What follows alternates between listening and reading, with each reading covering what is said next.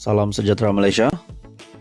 Tuan-tuan dan puan, selamat datang ke channel Fels Lifestyle. Dalam satu berita yang mengejutkan, yang menggemparkan ramai hari ini, dalam sebuah artikel telah mengesahkan penangkapan Menteri Besar Kedah. Sebuah artikel BH Online, Menteri Besar Kedah ditahan di Mont Kiara. Menteri Besar sementara Kedah, Datuk Seri Muhammad Sanusi Mat Nor, ditahan di sebuah hotel di Mont Kiara di sini awal pagi tadi. Artikel berita BH Online pada Julai 18, 2023 jam 7.12 pagi. Beliau ditahan oleh sepasukan polis dari Jabatan Siasatan Jenayah JSJ Selangor kira-kira jam 2.30 pagi. Muhammad Sanusi yang ditahan ketika berada dalam sebuah bilik di tingkat 33E kediaman berkenaan.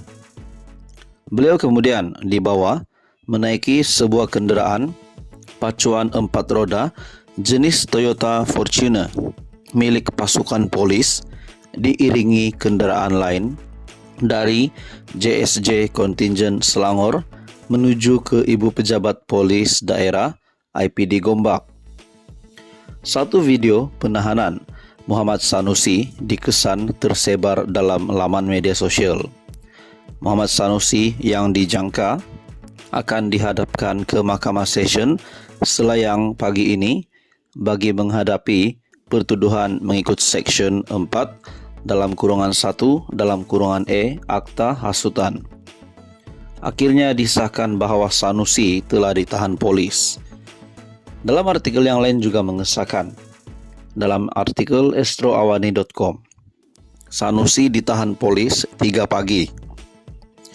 Ada sebuah tangkap layar daripada video penahanan Datuk Seri Muhammad Sanusi di sebuah hotel di Ibu Negara sekitar pukul 3 pagi tadi. Datuk Seri Muhammad Sanusi Mat Nor telah ditahan oleh polis sekitar pukul 3 pagi tadi di sebuah hotel di Ibu Negara. Menteri Besar Kedah itu difahamkan dibawa ke Ibu Pejabat Polis Daerah IPD Gombak, Selangor dengan menaiki sebuah kenderaan multi guna ataupun MPV. Penahanan Muhammad Sanusi turut dirakamkan dalam sebuah video yang dikongsi di media sosial. Muhammad Sanusi juga difahamkan akan dihadapkan ke mahkamah pagi ini dipercayai berkaitan kenyataan beliau menghina institusi Kesultanan Selangor dalam memilih Menteri Besar negeri itu. Ini sebuah artikel, sebuah kejutan besar kepada kepimpinan PAS dan PN. Salam sejahtera Malaysia, selamat datang ke channel Fels Lifestyle. Info padu, info hangat disediakan di dalam channel ini. Tuan-tuan dan puan yang dihormati sekalian, dalam sebuah artikel daripada sinarharian.com, Pemuda Perpaduan lapor SPRM gesah siasat dana khas RM30 juta.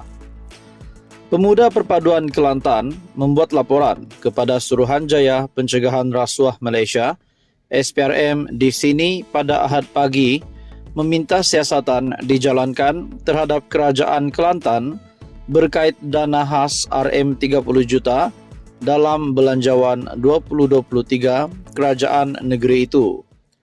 Laporan itu dibuat oleh Exco Pemuda Parti Amanah Negara Amanah Kelantan Muhammad Zulhilmi Zamri pada jam 2.45 petang. Menurut Ketua Pemuda Pakatan Harapan Kelantan, Hazmi Hassan, sebelum ini beliau membaca satu status di Facebook yang menyatakan terdapat keraguan berkaitan dana berkenaan. Ada kebimbangan besar rakyat terhadap dana yang mungkin disalahguna tujuan pilihan raya tidak lama lagi. Kita masih tidak tahu secara terperinci berkait perbelanjaan RM30 juta tersebut. Jadi kami mohon SPRM untuk melakukan penyiasatan, katanya selepas membuat laporan tersebut di pejabat SPRM negeri di sini pada Ahad. Hazmi berkata, tindakan membuat laporan itu juga bagi mengelak keadaan yang terjadi seperti di Terengganu sebelum ini berulang. Pada 27 Jun lalu, Mahkamah Pilihan Raya Terengganu membatalkan kemenangan Ahli Parlimen Kuala Terengganu, Datuk Ahmad Amzad Hashim yang mewakili PAS pada pilihan raya umum ke-15 selepas calon Barisan Nasional Datuk Muhammad Zubir Embong berjaya membuktikan perbuatan rasuah berlaku dengan tujuan mempengaruhi pengundi. Sementara itu, Hazmi turut menuntut penjelasan berhubung pembelian 800 hingga 900 ekor lembu oleh kerajaan negeri daripada satu syarikat pembekal bagi pelaksanaan ibadah korban pada 2021 dan 2022. Kes ini sudah pun dibawa ke mahkamah oleh pihak yang berkenaan. Cuma yang menjadi persoalan berkait dengan bayaran, dalam hal ini juga kami meminta supaya kerajaan negeri memberi penjelasan, ujar beliau. Saudara-saudara, menjadi persoalan, menjadi tanda tanya ramai orang.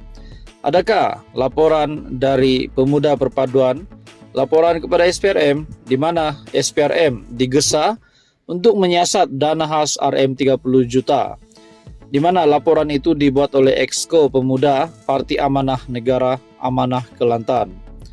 Menurut Ketua Pemuda Pakatan Harapan Kelantan, Hazmi Hasan, beliau membaca status di Facebook yang menyatakan terdapat keraguan berkaitan dana berkenaan. Persoalannya, adakah keraguan ini adalah tidak dibimbang bahwa RM30 juta itu bakal digunakan untuk kempen pilihan raya negeri yang bakal diadakan. Itu semua menjadi persoalan. Dalam artikel ini, kita masih tidak tahu secara terperinci berkait perbelanjaan RM30 juta tersebut. Jadi mohon SPRM untuk melakukan penyiasatan. Hazmi juga berkata, tindakan membuat laporan itu bagi mengelakkan keadaan yang terjadi seperti di Terengganu sebelum ini berulang, di mana pada 27 Jun lalu, Mahkamah Pilihan Raya Terengganu membatalkan kemenangan Ahli Parlimen Kuala Terengganu, Datuk Ahmad Amzad Hashim, yang mewakili PAS pada PRU ke-15. Apa komen Anda, tuan-tuan dan puan-puan? Teruskan bersama di dalam channel ini. Untuk info yang seterusnya, mohon bantu channel ini dengan menekan butang like, share, dan subscribe. Salam sejahtera Malaysia, selamat datang ke channel Fels Lifestyle. Terdapat sebuah ulasan yang cukup padu di dalam sebuah artikel daripada Shabudin.com. Benarkah Kerajaan Anwar Ibrahim tidak tergugat jika Perikatan Nasional menang cemerlang dalam PRN? Benarkah kemenangan PN di beberapa negeri pada PRN akan datang ini tidak menggugat kedudukan Anwar Ibrahim dalam menerajui kerajaan perpaduan?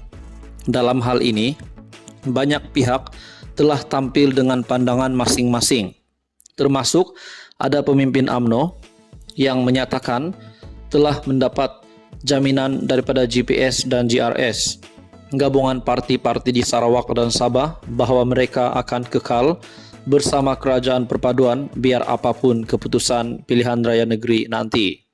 Di pihak PH pula, rata-rata menyebut keputusan PRN tidak mampu menjejaskan kerajaan perpaduan kerana ia hanya pilihan raya di peringkat DUN dan bukan parlimen.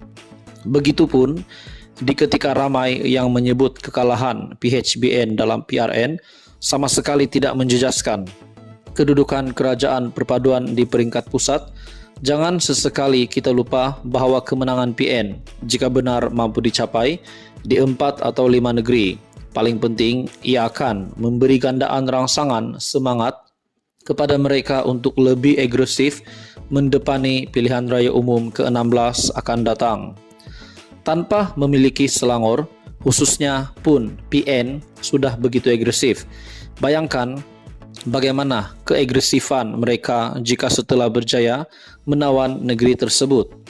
Di samping itu, jika keputusan buruk diterima UMNO pada PRN akan datang ini, ia juga boleh memungkinkan timbulnya desakan daripada dalam parti itu sendiri agar meninggalkan kerajaan bagi mengelakkan keputusan lebih buruk diterima Barisan Nasional pada PRU16 akan datang. Berdayakah Zahid Hamidi menahan desakan itu jika pada PRN nanti UMNO kalah teruk atau tewas semua kerusi yang ditandinginya? Tentulah lebih buruk keadaannya jika setelah UMNO meninggalkan kerajaan yang disebabkan desakan akar umbi demi untuk survival pada PRU16 itu, ia diikuti pula oleh GPS dan juga JRS yang turut berbuat demikian. Meski setakat ini GPS dan JRS dilaporkan memberi jaminan akan kekal menyokong kerajaan, namun sebagaimana orang politik, janji parti politik juga bukanlah boleh dipegang sangat. Selain UMNO boleh dipaksa melalui desakan akar umbi untuk meninggalkan kerajaan jika keputusan buruk dicapai PRN. Langkah lain yang mungkin berlaku ialah penentang-penentang Zahid Hamidi akan berpakat dengan PN dan kemudian memujuk GPS serta JRS untuk menolak kelulusan Belanjawan 2024 pada hujung tahun ini. Pokoknya, selepas 12 Ogos nanti macam-macam boleh jadi dan tidak apa yang mustahil daripada terjadi.